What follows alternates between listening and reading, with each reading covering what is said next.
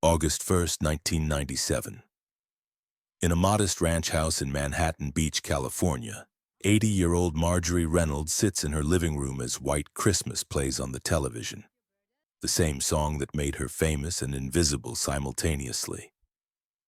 On screen, she watches her 25-year-old self standing beside Bing Crosby in that iconic white dress, her voice blending perfectly with his as snow falls on a Hollywood soundstage.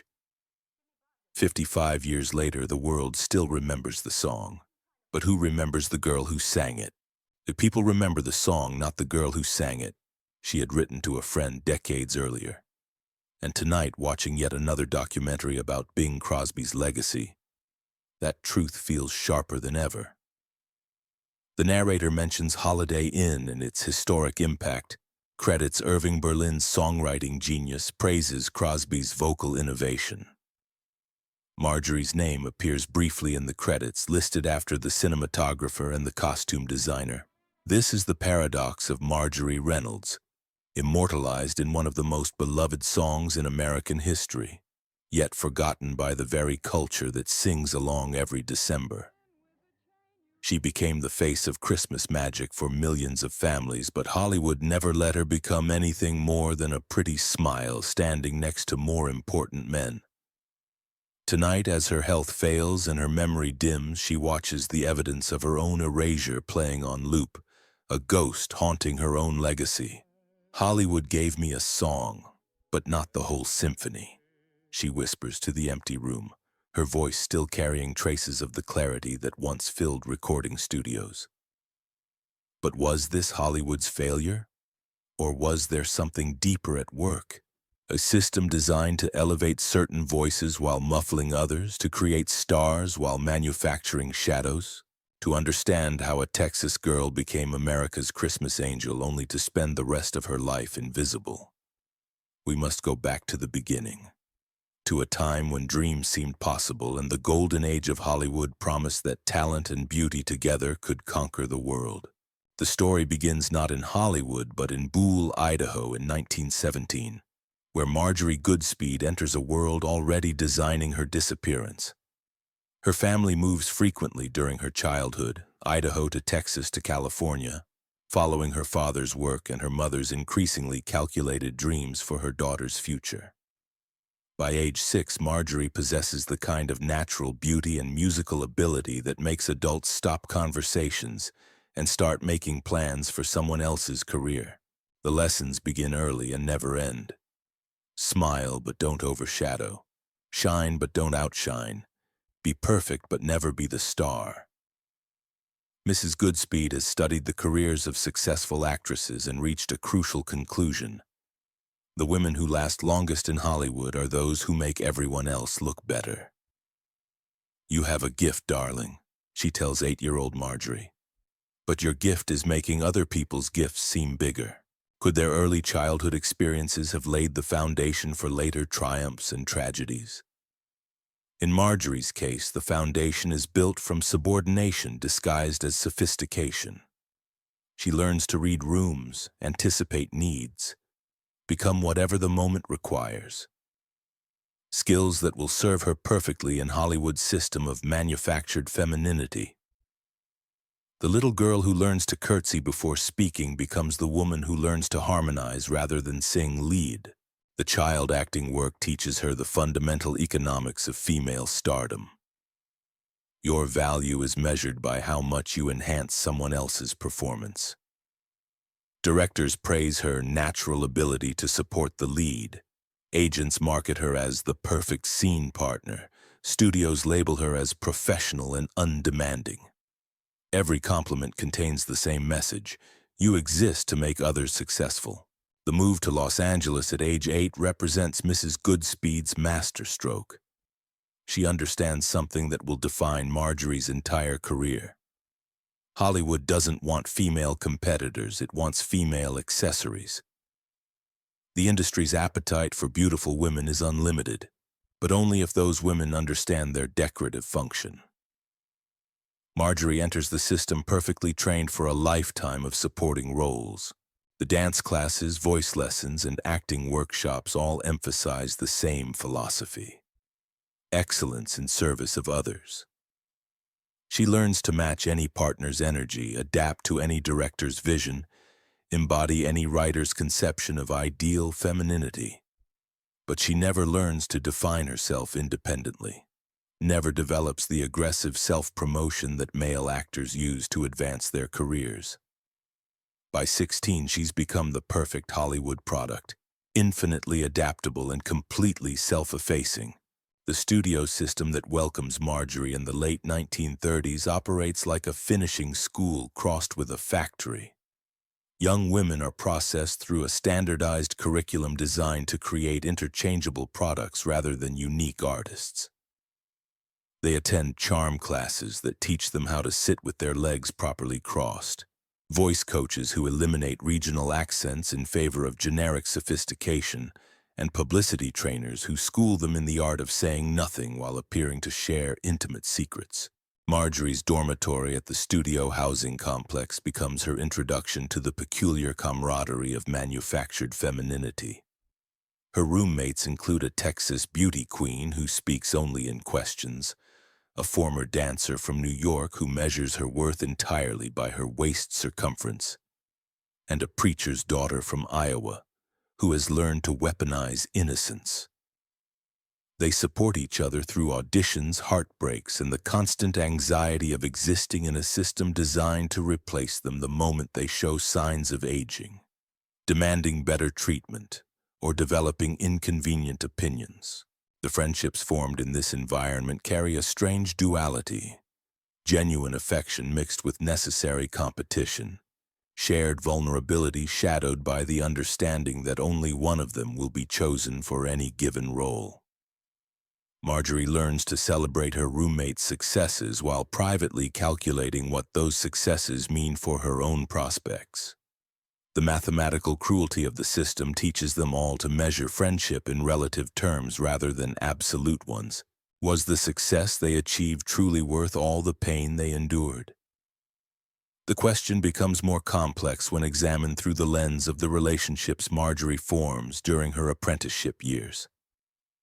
The acting coaches, dialogue instructors, and movement specialists who shape her professional development all share the same fundamental belief: that women succeed in Hollywood by becoming perfect receptacles for other people's creative visions, rather than by developing their own artistic voices. Margaret Booth, the legendary film editor who becomes an unofficial mentor to Marjorie, explains the industry's unspoken rules with devastating clarity. Men get to be fascinating, Booth tells her during a late-night session in the editing room. Women get to be fascinated. Men get to be complex. Women get to be beautiful. Men get to have stories. Women get to be part of other people's stories. The lesson is delivered with kindness but absolute finality. These aren't temporary limitations but permanent features of the entertainment landscape. The romantic relationships that develop during Marjorie's early Hollywood years reflect and reinforce these professional dynamics. She dates other actors who treat her as both romantic interest and career accessory. Men who praise her beauty while dismissing her ambitions as charming but unrealistic. The relationships that feel most genuine are those where she plays the supporting role even in her personal life, providing emotional stability and professional enhancement without expecting equal investment in return. The courtship with Jack Reynolds, whom she will eventually marry, begins during this period of professional transition.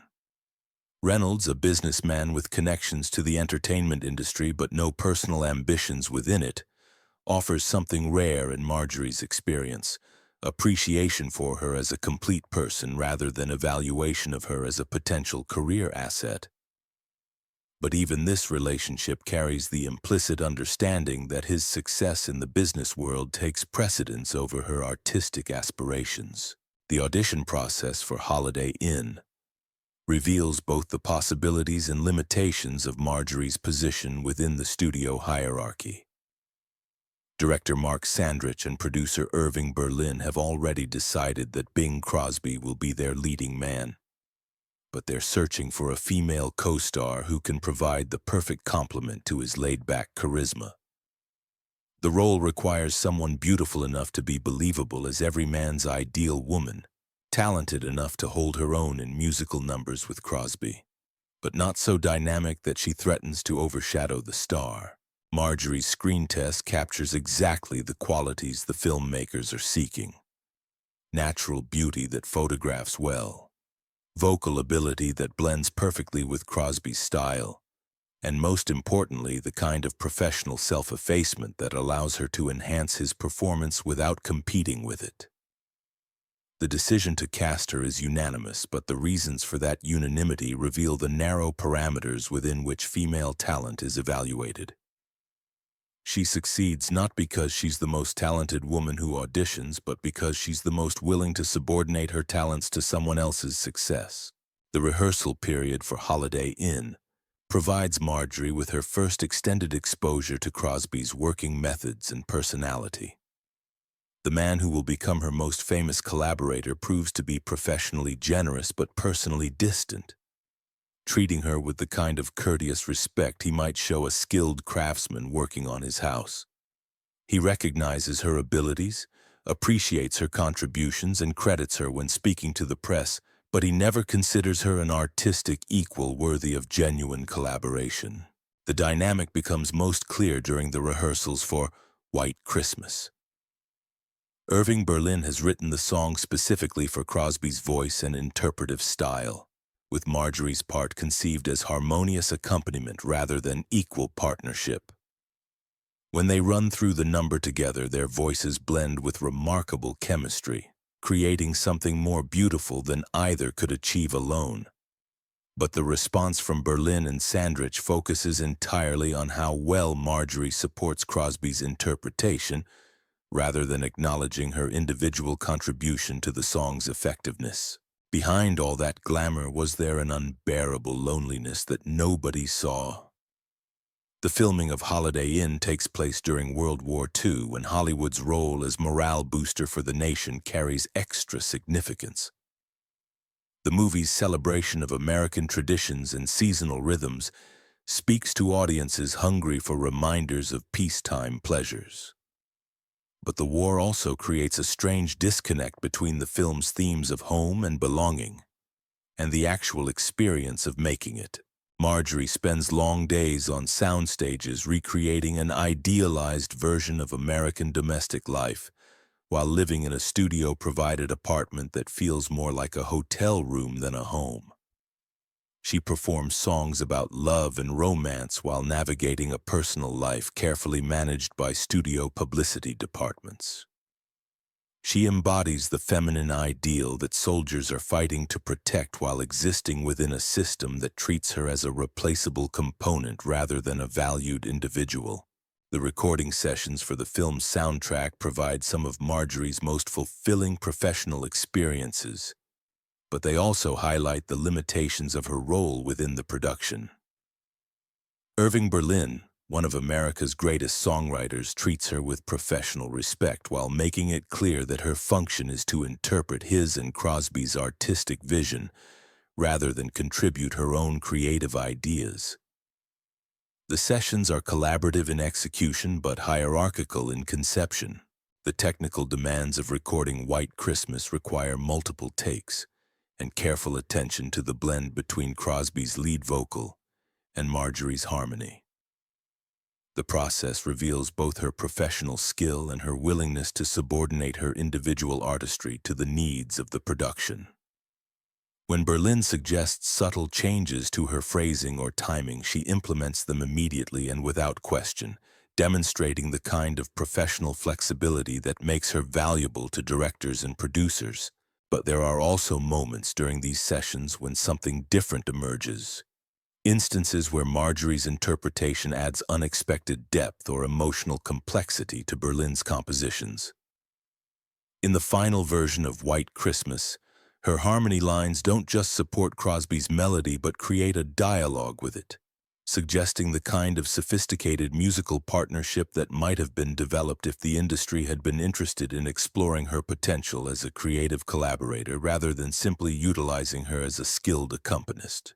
The success of Holiday Inn transforms both Marjorie's career prospects and the expectations placed on her future work. Studio executives recognize that she possesses a rare combination of qualities: beauty that photographs beautifully, talent that registers authentically on screen, and most valuable of all, the professional humility that makes her willing to enhance other performers rather than compete with them. The response isn't to develop her as a star in her own right, but to position her as Hollywood's most reliable scene partner. The publicity campaign for Holiday Inn establishes patterns that will define how Marjorie is marketed throughout her career. Magazine articles focus on her partnership with Crosby, her thoughts on working with Irving Berlin, and her feelings about being part of a movie destined to become a holiday classic. The interviews are skillfully conducted to create the impression of intimate revelation, while actually disclosing nothing about her personal ambitions, artistic philosophy, or individual identity outside her professional relationships. The fan mail that arrives following the film's release reveals both the impact of her performance and the narrow terms on which audiences understand her contribution. Letters praise her beauty, her voice, and her chemistry with Crosby, but they address her as if she were a character in the movie rather than the actress who created that character. Fans want to know about her relationship with Crosby, her friendship with Irving Berlin, and her thoughts on Christmas traditions, but they show little curiosity about her as an independent artist with her own creative aspirations. The follow-up roles that emerge from Holiday Inn's success follow a depressingly predictable pattern. Studios want to recreate the magic of her partnership with Crosby, but they interpret that magic as her ability to provide perfect feminine complement to established male stars, rather than her individual talents as a performer. Star-Spangled Rhythm, Dixie, and Duffy's Tavern all cast her in variations of the same role: the beautiful, talented woman who helps tell someone else's story without ever becoming the protagonist of her own narrative. Each of these subsequent films showcases different aspects of Marjorie's abilities while keeping her firmly in supporting roles. In Star-Spangled Rhythm, she demonstrates her skill at musical comedy, delivering Irving Berlin songs with the kind of sophisticated wit that suggests untapped potential for more complex material.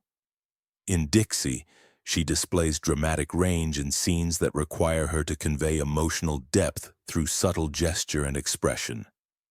In Duffy's Tavern, she proves her versatility by adapting to different comedic styles while maintaining the essential qualities that made her effective in Holiday Inn.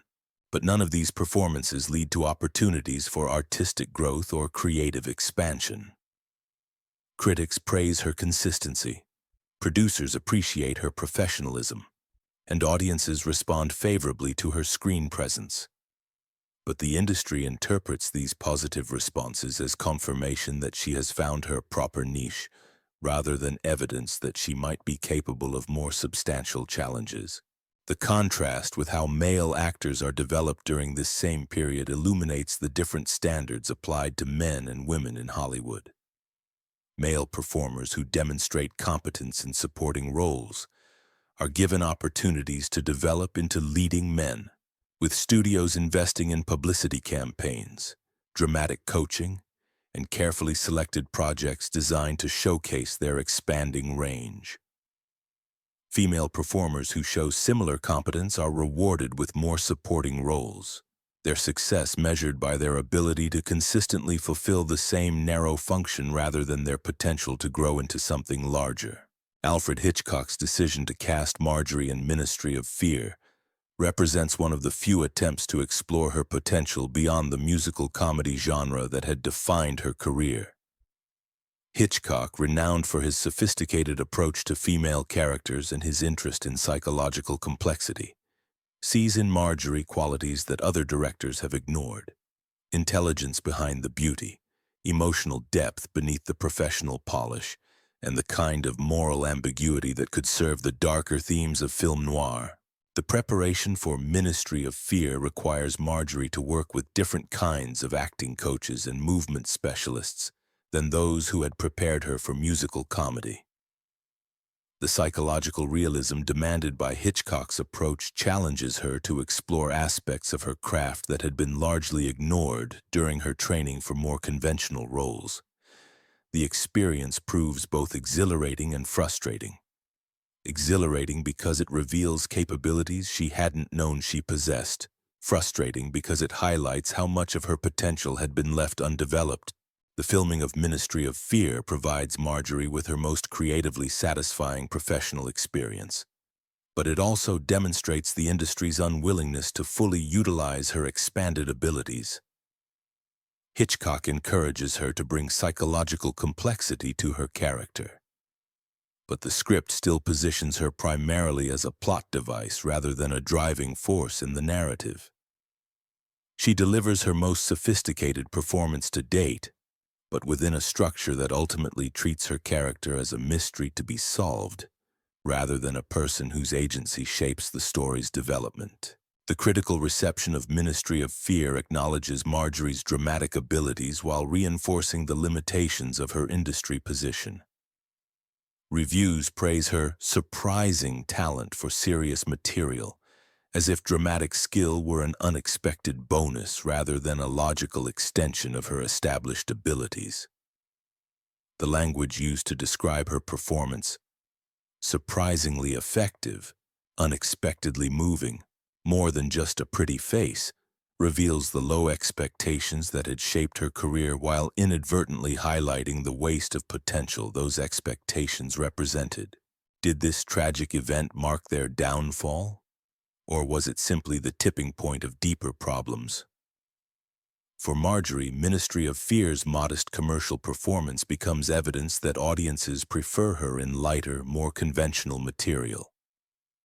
Studio executives, always more interested in replicating past successes than exploring new possibilities, conclude that her brief experiment with dramatic material was an interesting detour rather than a promising new direction.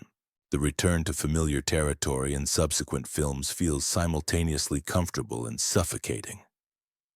Marjorie has proven she can handle more complex material, but the industry shows no interest in developing that capability further. She becomes increasingly aware of the gap between her actual abilities and the narrow range of roles she's offered. But she also recognizes the futility of fighting against a system that has already determined her proper place within its hierarchy.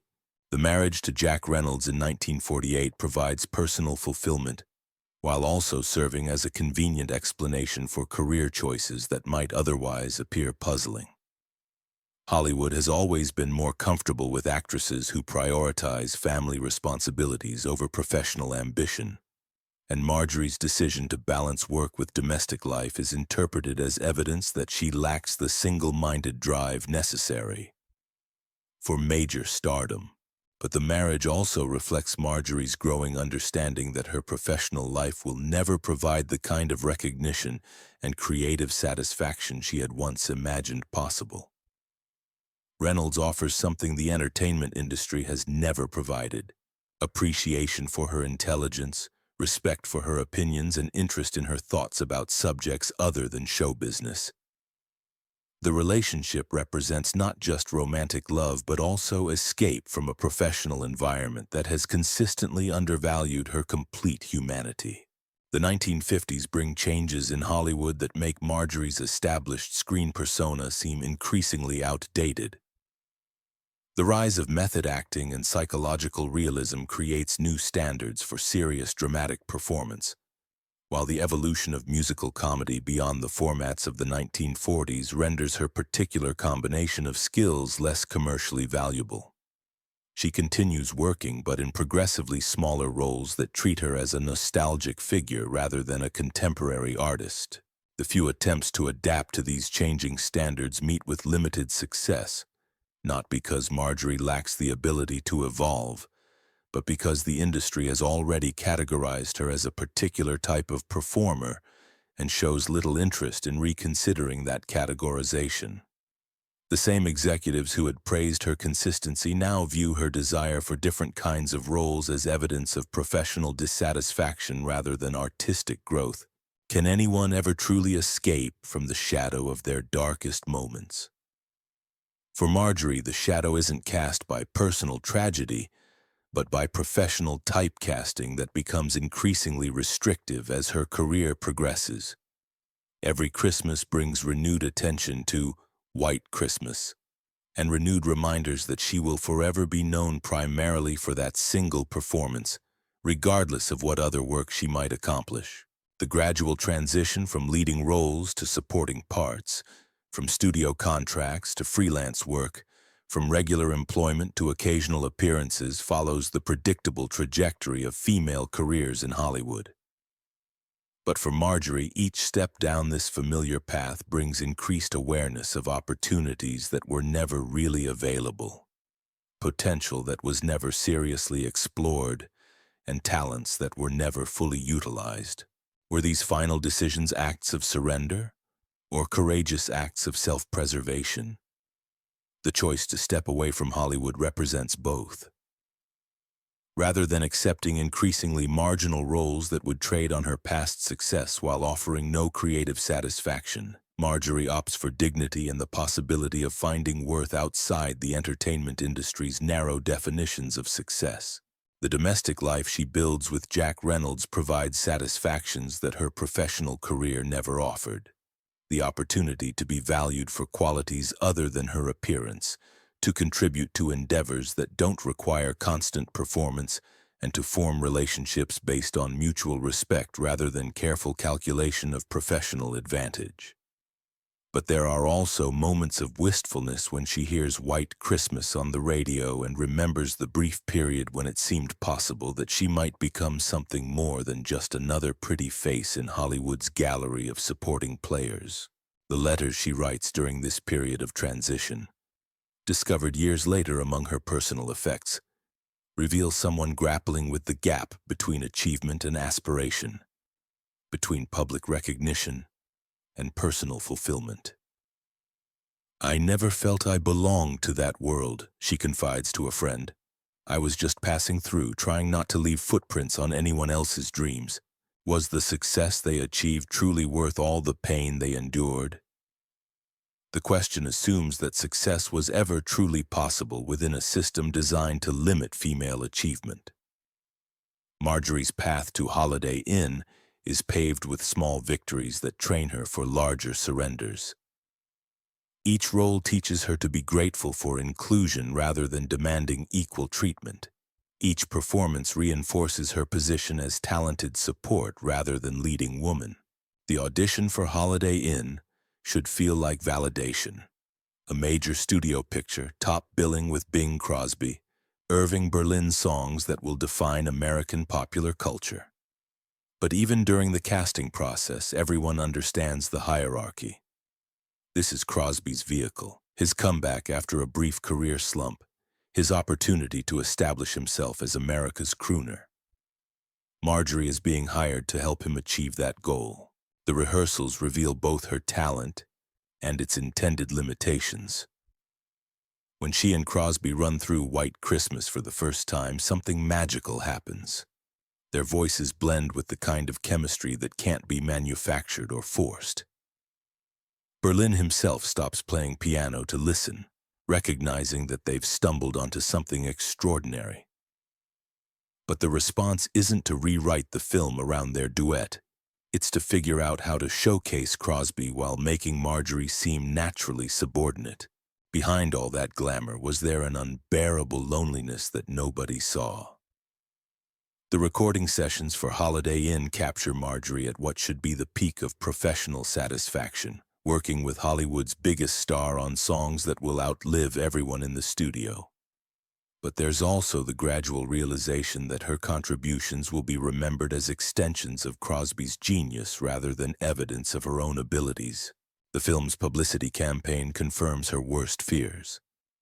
Posters feature Crosby prominently, with Marjorie positioned slightly behind and to the side, her beauty highlighting his charisma.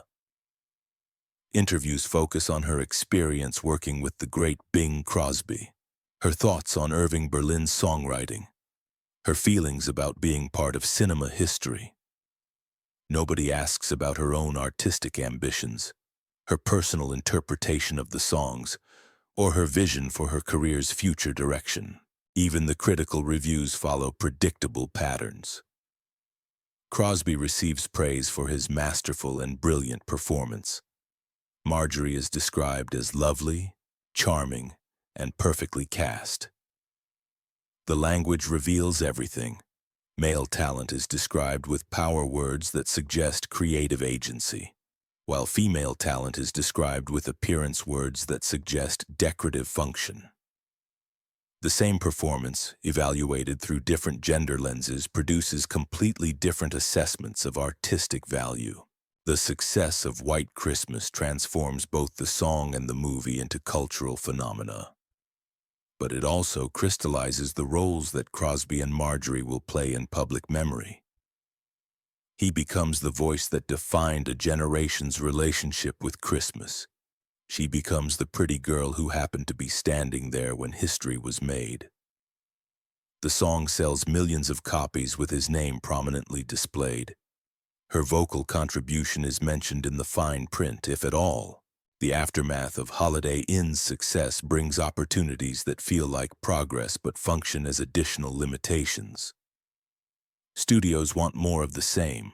More films where Marjorie provides perfect feminine complement to established male stars. More songs where her voice enhances rather than competes with her leading men's performances. She becomes Hollywood's designated harmony singer, the woman who makes everyone else sound better while never being allowed to sing solo. The pattern repeats with depressing consistency throughout the 1940s. Star-Spangled Rhythm, Dixie, Duffy's Tavern. Each film showcases her abilities while keeping her firmly in the background of other people's stories. She learns to find satisfaction in being the best supporting player in Hollywood, but the role requires her to abandon any dreams of becoming the lead in her own life. The few attempts to break free from these limitations meet with industry resistance disguised as creative concern. When Marjorie expresses interest in dramatic roles that would showcase her acting rather than just her appearance, executives worry about audience expectations. When she suggests developing a solo recording career that might establish her as an artist independent of her film work, her agents counsel patience and gratitude for the opportunities she's already received. Alfred Hitchcock's decision to cast her in Ministry of Fear represents a rare opportunity to work with a director interested in exploring the psychological complexity of his female characters.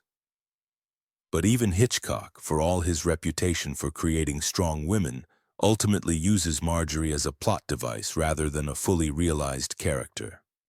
She brings intelligence and depth to the role, but the role itself remains fundamentally reactive rather than proactive.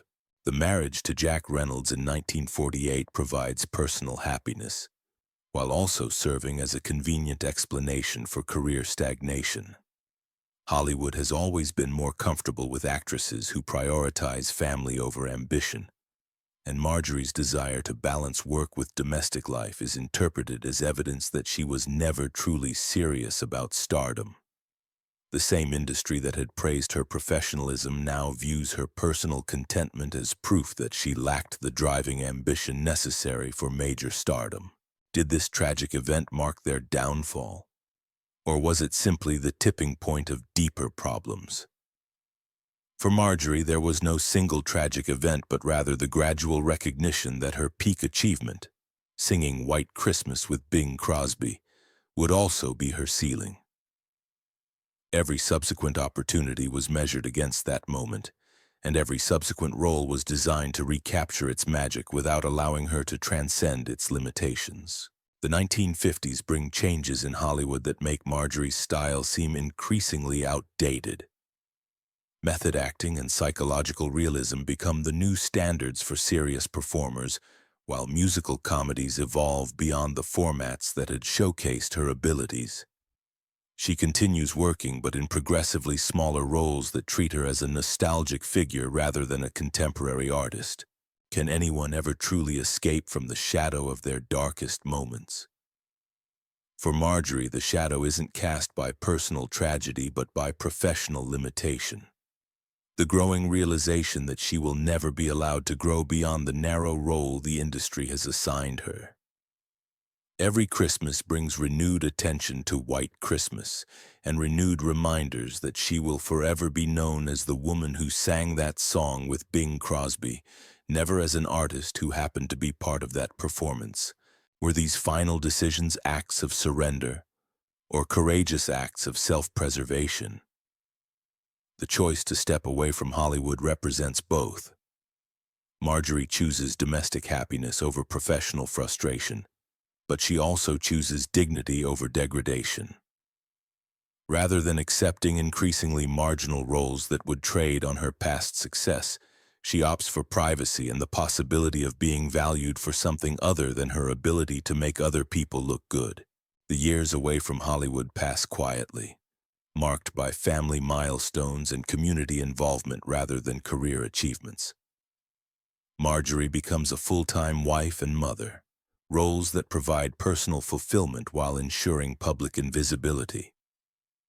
Friends describe her during this period as genuinely content, but there are also moments of wistfulness when White Christmas plays on the radio and strangers sing along without knowing her name. "I never dreamed of being a star.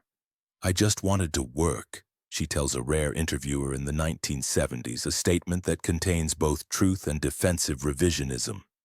The comment reflects someone who has learned to minimize her own ambitions to avoid disappointment, but it also reveals genuine satisfaction with the career she did have rather than mourning for opportunities that were never really available to someone with her gender and her training in self-effacement. The death of Bing Crosby in 1977 marks the end of an era, and the completion of Marjorie's transformation from performer to historical footnote. Obituaries and tributes focus entirely on Crosby's contributions to American culture, with Marjorie mentioned only as one of his many leading ladies. The man who shared her most famous moment is remembered as an innovator and cultural icon. She remains the pretty girl who happened to be there when history was made. August 1st, 1997. Marjorie Reynolds dies as she lived her later years, quietly, gracefully, without demanding the recognition that was never offered during her lifetime. The entertainment industry that once celebrated her beauty and talent offers no major tributes, no retrospective celebrations, no acknowledgement of a life spent in service to others' stardom. She becomes a footnote to footnotes, a supporting player in the obituaries of more important people. The immediate reaction to her death reflects the complicated nature of fame, built on self-erasure. Newspapers run brief obituaries focused primarily on Holiday Inn and her association with Bing Crosby. Radio stations play White Christmas as tribute, but most listeners remain unaware they're hearing a memorial for one of the singers. Her passing marks the end of a life rather than the conclusion of a career anyone was still following. But perhaps that's exactly how the system was designed to work. Hollywood didn't want Marjorie Reynolds to be remembered as an individual artist. It wanted her to be remembered as evidence of how perfectly the industry could train women to support male genius without competing with it. Her invisibility wasn't an accident or oversight. It was the intended outcome of a system that required certain people to disappear so that others could shine brighter. The continued popularity of White Christmas ensures that her voice remains part of American cultural memory, even as knowledge of her identity fades completely.